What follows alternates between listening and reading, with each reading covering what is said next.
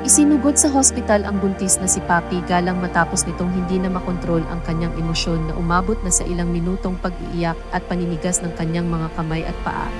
Sa panibagong episode ng reality show ng Toro Family, nagkaroon ng hindi pagkakaunawaan ang magpartner na Harvey at Papi dahil sa napagdesisyonan ni Papi na doon muna si Happy kina Mama Mari sapagkat hindi na sumusunod si Happy sa kanya sa pag-inom ng gamot. Dumagdag pa sa stress niya nang hindi na painom ng gamot si Happy ng kanyang yaya at hindi man lang ito ipinaalam ng yaya sa kanya. Tanging dahilan lamang raw sa kanya ng yaya ay dahil ayaw raw ni Happy uminom ng gamot at ang bata ang nasunod. Minabuti ni Papi na humingi na ng tulong sa magkapatid na Tony at Marie Fowler sapagkat hindi niya kayang maalagaan si Happy habang siya naman ay may dinaramdam sa kanyang pagbubuntis. Napapadalas na raw ang pagtigas ng kanyang tiyan. At kapag naroon si Happy kina Mama Mari ay disiplinado ang bata at hindi umaarte sa pag-inom ng gamot.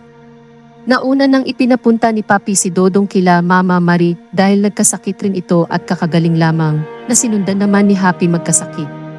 Nang malaman ni Harvey na ipapadala ni Papi si Happy kila Mama Mari, ay kinausap nito si Papi na sana raw ay huwag agad-agad ipinapaabot sa magkapatid na Tony at Marie ang kanilang problema sa bahay lalo na pagdating sa mga bata, sapagkat kapag naglalabas ng suhestyon o di kaya'y tumutulong sa kanila ang magkapatid na Fowler ay iniisip ni Papi na nangingialam na naman sa kanya ang mga ito.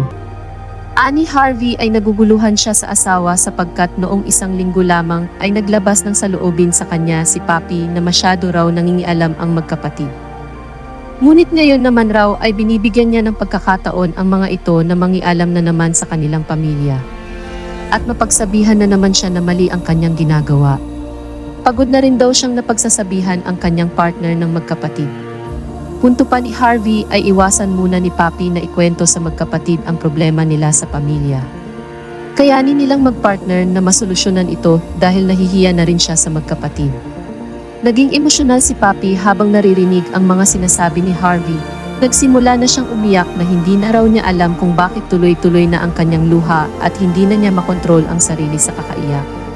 Sa loobin ni Papi ay siya lamang ang tumatayong magulang sa kanilang mga anak kaya siya nahihirapan. Hindi na rin daw niya alam kung paano siya lulugar kahit pa sa kanyang partner sa pagiging magulang niya. Patuloy ang pag-iyak ni Papi at isa sa ikinasama ng loob niya sa partner niyang si Harvey nang sabihin nito na huwag raw umiyak si Papi dahil pupunta sila kina Mama Mari at makikita ang maganyang mata. Pakiramdam raw ni Papi ay hindi binibigyan ng importansya ni Harvey ang kanyang nararamdaman. Dito na siya inatake ng kanyang anxiety at tuluyan ng nagdesisyon sina Tony na dalhin na sa hospital si Papi.